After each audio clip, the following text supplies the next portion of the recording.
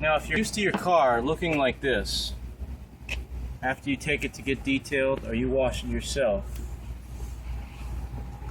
then you don't want it to be under a tree that is infested with spiral whitefly. Let me take you over here to show you an example of what a truck can look like if it's parked under a tree that is infested. Now here's an example of a truck that's been sitting under an infested canopy tree